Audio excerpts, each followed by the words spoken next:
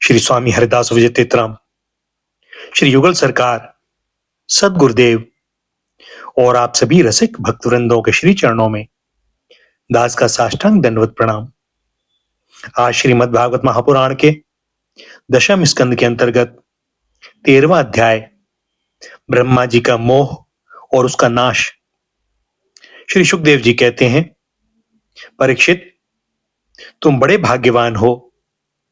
भगवान के प्रेमी भक्तों में तुम्हारा स्थान श्रेष्ठ है, तभी तो तुमने इतना सुंदर प्रश्न किया है। यूं तो तुम्हें बार बार भगवान की लीला कथाएं सुनने को मिलती हैं, फिर भी तुम उनके संबंध में प्रश्न करके उन्हें और भी सरस और भी नूतन बना देते हो। रसिक संतों की वाणी, कान और हृदय भगवान की लीला के गान, श्रवण और चिंतन के लिए ही होते हैं। उनका यह स्वभाव ही होता है कि वे क्षण प्रतिक्षण भगवान की लीलाओं को अपूर्व रसमयी और नित्य नूतन अनुभव करते रहें। ठीक वैसे ही जैसे लंपट पुरुषों को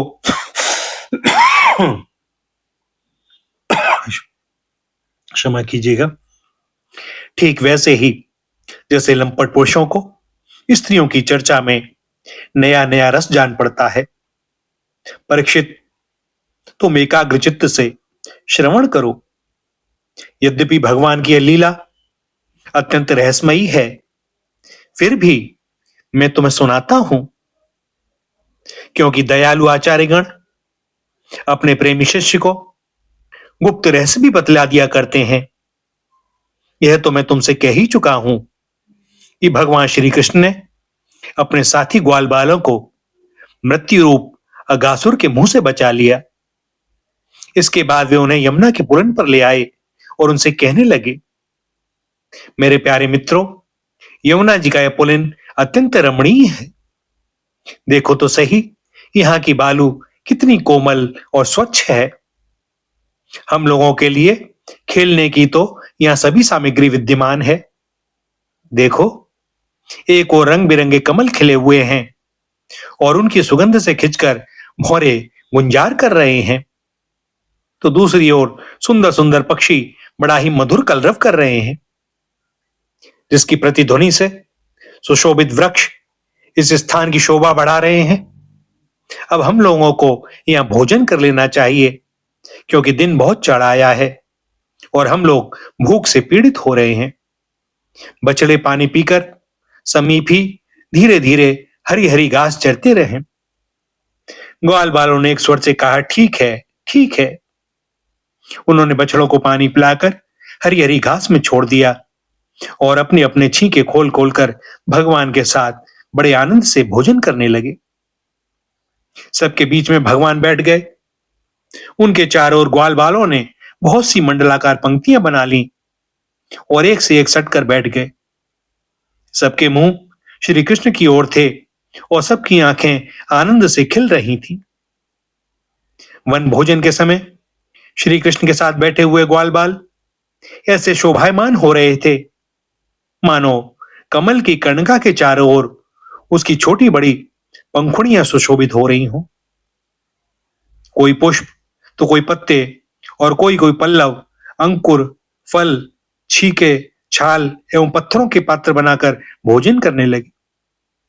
भगवान श्री कृष्ण और ग्वाल बाल सभी परस्पर अपनी अपनी भिन्न भिन्न रुचि का प्रदर्शन करते। कोई किसी को हंसा देता तो कोई स्वयं ही हंसते हंसते लोटपोट हो जाता। इस प्रकार वे सब भोजन करने लगे। उस समय श्री कृष्ण की छटा सबसे निराली थी। उन्होंने मुरली को तो कमर की फेंट में से आगे की ओर खोस लिया था। सिंगी और बैंत बगल में दबा लिए थे। बाएं हाथ में बड़ा ही मधुर घृत मिश्रित दही भात का ग्रास था और उंगलियों में अदरक, नींबू आदि के अचार मुरब्बे दबा रखे थे। ग्वाल बाल उनको चारों ओर से घेर कर बैठे हुए थे और वे स्वयं सबके बीच में बैठकर अपनी विनोद भरी बातों से अपने साथी ग्वाल बालों को हंसाते जा रहे थे। जो समस्त यज्ञों के एकमात्र भोक्ता हैं, वे ही भगवान ग्वाल बालों के साथ बैठकर इस प्रकार बाल लीला करते हुए भोजन कर रहे थे और स्वर्ग के देवता आश्चर्यचकित होकर यह अद्भुत लीला देख रहे थे। भरतवंश शिरोमणि इस प्रकार भोजन करते करते ग्वाल बाल भगवान की इस रसमयी लीला में तन्मय हो गए। उसी समय उनके बछड़े हरी हरी घास के लालच से घोर जंगल में बड़ी दूर निकल गए। जब ग्वाल वालों का ध्यान उस ओर गया तब तो वे भयभीत हो गए।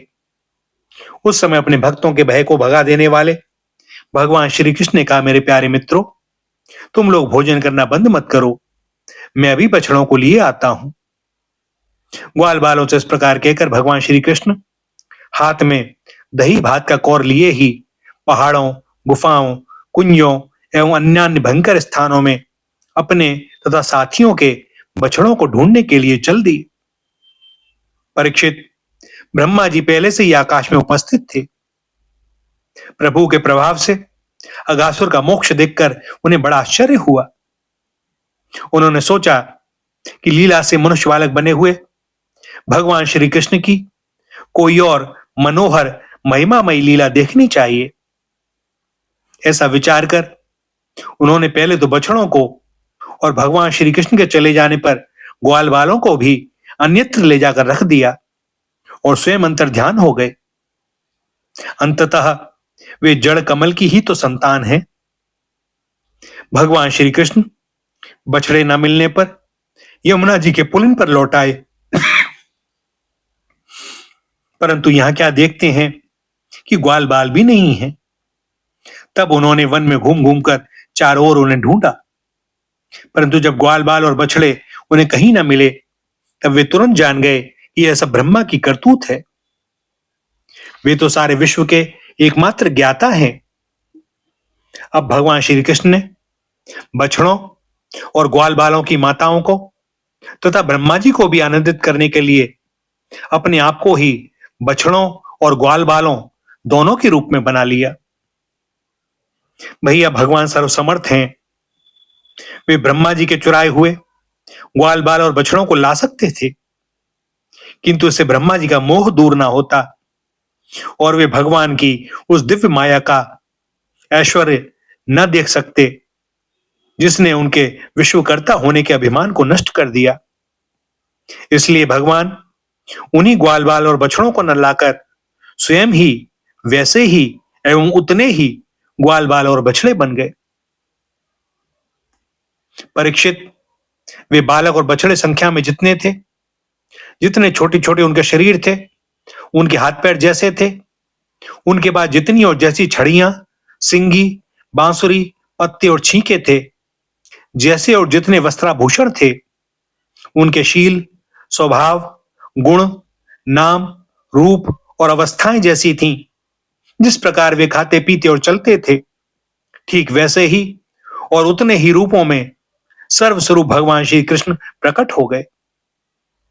उस समय यह संपूर्ण जगत विष्णु रूप है, यह वेदवाणी मानो मूर्तिमती होकर प्रकट हो गई। सर्वात्मा भगवान स्वयं ही बछड़े बन गए और स्वयं ही ग्वाल बाल। अपने आत्मस्वरूप बछड़ों को अपने आत्मस्वरूप ग्वाल बालों के द्वारा घेर कर अपने ही साथ अनेकों प्रकार के खेल खेलते हुए उन्होंने ब्रज में प्रवेश किया। परीक्षित, जिस ग्वाल बाल के जो बछड़े थे, उन्हें उसी ग्वाल बाल के रूप से अलग अलग ले जाकर उसकी बाखल में घुसा दिया और विभिन्न बालकों के रूप में उनके भिन्न भिन्न घरों में चले गए।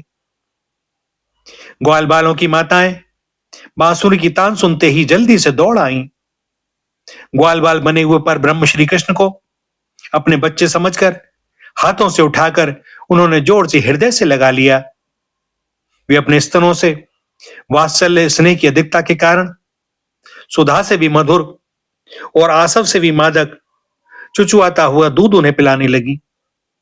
परीक्षित, इसी प्रकार प्रतिदिन संध्या समय भगवान श्री कृष्ण उन ग्वाल बालों के रूप में वन से लौट आते और अपनी बाल सुलभ लीलाओं से माताओं को आनंदित करते। वे माताएं उन्हें उपटन लगाती, नहलाती, चंदन का लेप करती और अच्छे अच्छे वस्त्रों तथा गहनों से सजाती। दोनों भौहों के बीच में घीट से बचाने के लिए काजल का ढिठौना लगा देती तथा भोजन कराती और तरह तरह से बड़े लाड़ प्यार से उनका लालन पालन करती। ग्वालिनों के समान गौएं भी जब जंगलों से चरकर जल्दी जल्दी लौटती और उनकी हुंकार सुनकर उनके प्यारे बछड़े दौड़कर उनके पास आ जाते, तब वे बार बार उन्हें अपनी जिह्वा से चाटती और अपना दूध पिलाती। उस समय स्नेह की अधिकता के कारण उनके थनों से स्वयं ही दूध की धारा बहने लगती। इन गायों और ग्वालिनों का मातृभाव पहले जैसा ही ऐश्वर्य ज्ञान रहित और विशुद्ध था। हाँ, अपने असली पुत्रों की अपेक्षा इस समय उनका स्नेह अवश्य अधिक था। इसी प्रकार भगवान भी उनके पहले पुत्रों के समान ही पुत्र भाव दिखला रहे थे, परंतु भगवान में उन बालकों के जैसा मोह का भाव नहीं था कि मैं इनका पुत्र हूं। अपने अपने बालकों के प्रति ब्रजवासियों की स्नेहलता दिन प्रतिदिन 1 वर्ष तक धीरे धीरे बढ़ती ही गई। यहां तक कि पहले श्री कृष्ण में उनका जैसा असीम और अपूर्व प्रेम था, वैसा ही अपने इन बालकों के प्रति भी हो गया। इस प्रकार सर्वात्मा श्री कृष्ण बछड़े और ग्वाल बालों के बहाने गोपाल बनकर अपने बालक रूप से वत्स रूप का पालन करते हुए 1 वर्ष तक वन और गोष्ठ में पीड़ा करते रहे। जब 1 वर्ष पूरा होने में 5-6 रातें शेष थीं, तब एक दिन भगवान श्री कृष्ण बलराम जी के साथ बछड़ों को चराते हुए वन में गए। उस समय गौएं गोवर्धन की चोटी पर घास चर रही थीं। वहां से उन्होंने ब्रज के पास ही घास चरते हुए बहुत दूर अपने बछड़ों को देखा। बछड़ों को देखते ही गौओं का वात्सल्य स्नेह उमड़ आया। वे अपनी आप की सुध-बुध खो बैठी और ग्वालों के रोकने की कुछ भी न परवाह करके जिस मार्ग से वे न जा सकते थे, उस मार्ग से हुंकार करती हुई बड़े वेग से दौड़ पड़ी। उस समय उनके थनों से दूध बहता जाता था और उनकी गर्दनें सिकुड़कर ढील से मिल गई थीं। वे पूंछ तो सिर उठाकर इतने वेग से दौड़ रही थीं कि मालूम होता था मानो उनके 2 ही पैर हैं। जिन गौओं के और भी बछड़े हो चुके थे, वे भी गोवर्धन के नीचे अपने पहले बछड़ों के पास दौड़ आईं और उन्हें स्नेहवश अपने आप बहता हुआ दूध पिलाने लगी। उस समय वे अपने बच्चों का एक एक अंग ऐसे चाव से चाट रही थीं मानो उन्हें अपने पेट में रख लेंगी। गोपों ने उन्हें रोकने का बहुत कुछ प्रयत्न किया, परंतु उनका सारा प्रयत्न व्यर्थ रहा। उन्हें अपनी विफलता पर कुछ लज्जा और गायों पर बड़ा क्रोध आया। जब वे बहुत कष्ट उठाकर उस कठिन मार्ग से उस स्थान पर पहुंचे, तब उन्होंने बछड़ों के साथ अपने बालकों को भी देखा। अपने बच्चों को देखते ही उनका हृदय प्रेम रस से सराबोर हो गया। बालकों के प्रति अनुराग की बाढ़ आ गई। उनका क्रोध न जाने कहां हवा हो गया। उन्होंने अपने अपने बालकों को गोद में उठाकर हृदय से लगा लिया और उनका मस्तक सूंघकर अत्यंत आनंदित हुए। बूढ़े गोपों को अपने बालकों के आलिंगन से परम आनंद प्राप्त हुआ। वे निहाल हो गए। फिर बड़े कष्ट से उन्हें छोड़कर धीरे धीरे वहां से गए। जाने के बाद भी बालकों के और उनके आलिंगन के स्मरण से उनके नेत्रों से प्रेम के आंसू बहते रहे। बलराम जी ने देखा कि ब्रजवासी गोप, गौएं और ग्वालिनों की उन संतानों पर भी, जिन्होंने अपनी मां का दूध पीना छोड़ दिया है, क्षण प्रतिक्षण प्रेम संपत्ति और उसके अनुरूप उत्कंठा बढ़ती ही जा रही है।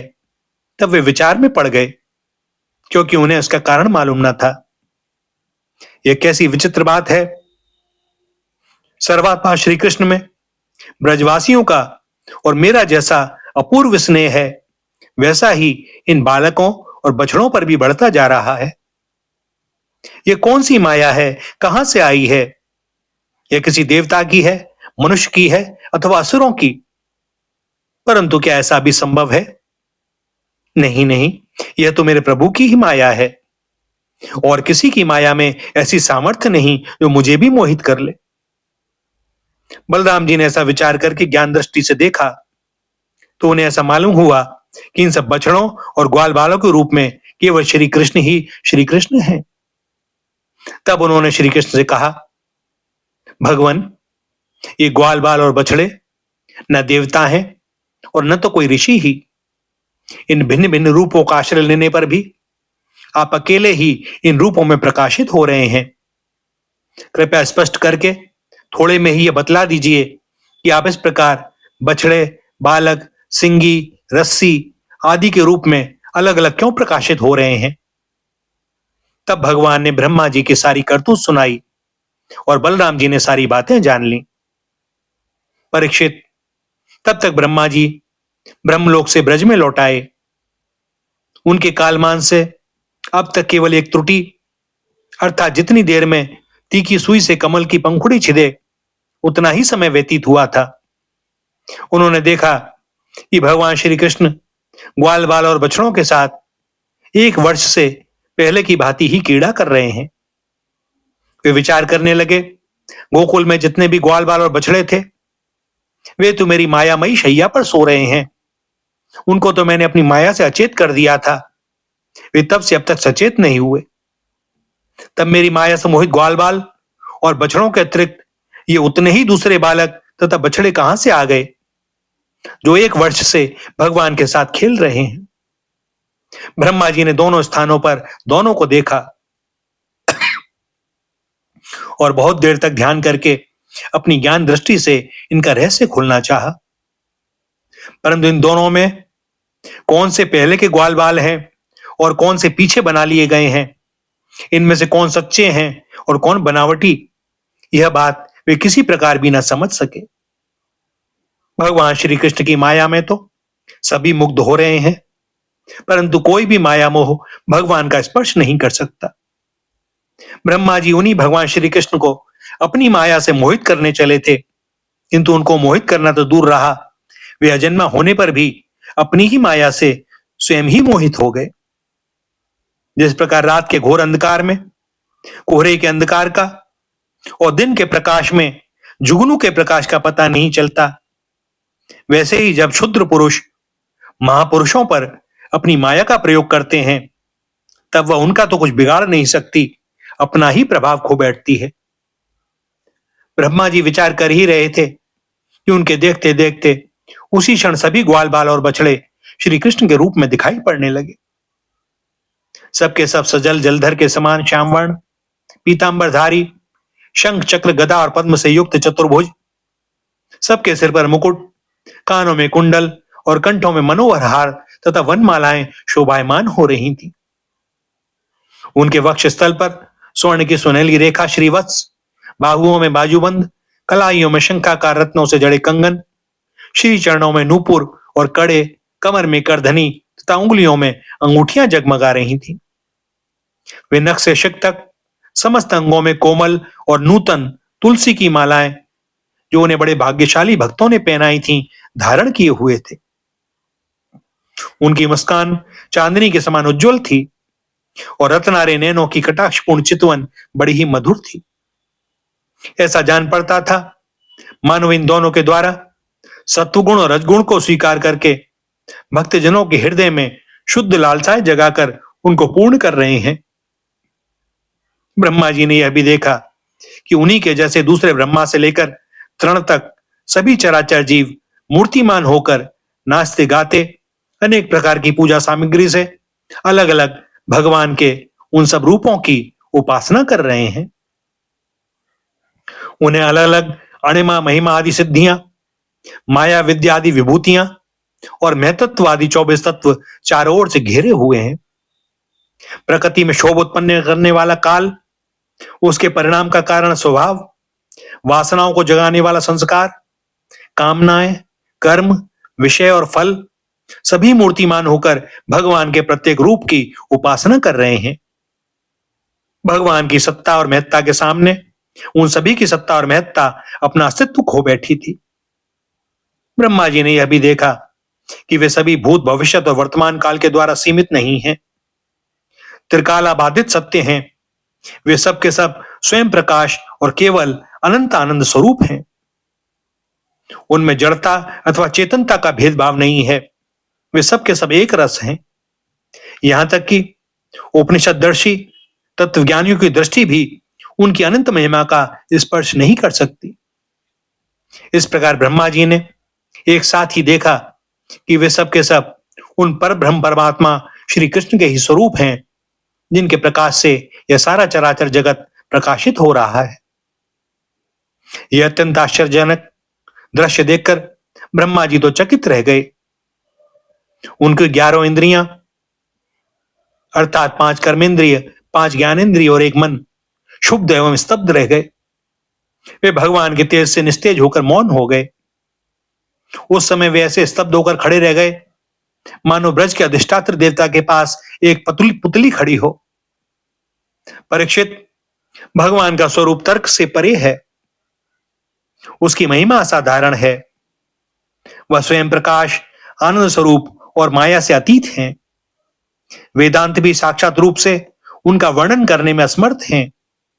इसलिए उसे भिन्न का निषेध करके आनंद स्वरूप ब्रह्म का किसी प्रकार को संकेत करते हैं। यद्यपि ब्रह्मा जी समस्त विद्याओं के अधिपति हैं, तथापि भगवान के दिव्य स्वरूप को वे तनिक भी ना समझ सके कि यह क्या है। यहां तक कि भगवान के उन महिमामय रूपों को देखने में भी असमर्थ हो गए। उनकी आंखें मूंद गईं। भगवान श्री कृष्ण ने ब्रह्मा के मोह और असमर्थता को जानकर बिना किसी प्रयास के तुरंत अपनी माया का पर्दा हटा दिया। इससे ब्रह्मा जी को वाह्य ज्ञान हुआ। वे मानो मरकर फिर जी उठे।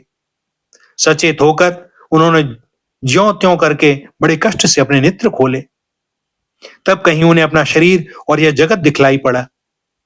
फिर ब्रह्मा जी जब चारों ओर देखने लगे, तब पहले दिशाएं और उसके बाद तुरंत ही उनके सामने वृंदावन दिखाई पड़ा। वृंदावन सबके लिए एक सा प्यारा है। जिधर देखिए उधर ही जीवों को जीवन देने वाले फल और फूलों से लदे हुए हरे हरे पत्तों से लहलाते हुए वृक्षों की पातें शोभा पा रही हैं। भगवान श्री कृष्ण की लीला भूमि होने के कारण वृंदावन धाम में क्रोध, तृष्णा आदि दोष प्रवेश नहीं कर सकते और वहां स्वभाव से ही परस्पर दुस्तज्य वैर रखने वाले मनुष्य और पशु पक्षी भी प्रेमी मित्रों के समान हिल मिलकर एक साथ रहते हैं। ब्रह्मा जी ने वृंदावन का दर्शन करने के बाद देखा कि अद्वितीय पर ब्रह्म गोपवंश के बालक का सा नाट्य कर रहा है। एक होने पर भी उसके सखा हैं, अनंत होने पर भी वह इधर उधर घूम रहा है और उसका ज्ञान अगाध होने पर भी वह अपने ग्वाल बाल और बछड़ों को ढूंढ रहा है। ब्रह्मा जी ने देखा कि जैसे भगवान श्री कृष्ण पहले अपने हाथ में दही भात का कौर लिए उन्हें ढूंढ रहे थे, वैसे ही अब भी अकेले ही उनकी खोज में लगे हैं। भगवान को देखते ही ब्रह्मा जी अपने वाहन हंस पर से कूद पड़े और सोने के समान चमकते हुए अपने शरीर से पृथ्वी पर दंड की भांति गिर पड़े। उन्होंने अपने चारों मुकुटों के अग्रभाग से भगवान के श्री चरण कमला का स्पर्श करके नमस्कार किया और आनंद के अश्रुओं की धारा से उन्हें नहला दिया। वे भगवान श्री कृष्ण की पहले देखी हुई महिमा का बार बार स्मरण करते, उनके श्री चरणों पर गिरते और उठ उठकर फिर गिर पड़ते। इस प्रकार बहुत देर तक वे भगवान के श्री चरणों में ही पड़े रहे। फिर धीरे धीरे उठे और अपने नेत्रों के आंसू पोंछे। प्रेम और मुक्ति के एकमात्र उद्गम भगवान को देखकर उनका सिर झुक गया। वे कांपने लगे। अंजलि बांधकर बड़ी नम्रता और एकाग्रता के साथ गदगद वाणी से वे भगवान की स्तुति करने लगे। भैया, यहां पर दशम स्कंद का 13वां अध्याय समाप्त होता है और दास को अनुमति दें आज के लिए वाणी को विराम देने की। आगे श्री हरि की जैसी जो इच्छा। श्री राधा, श्री राधा, श्री राधा।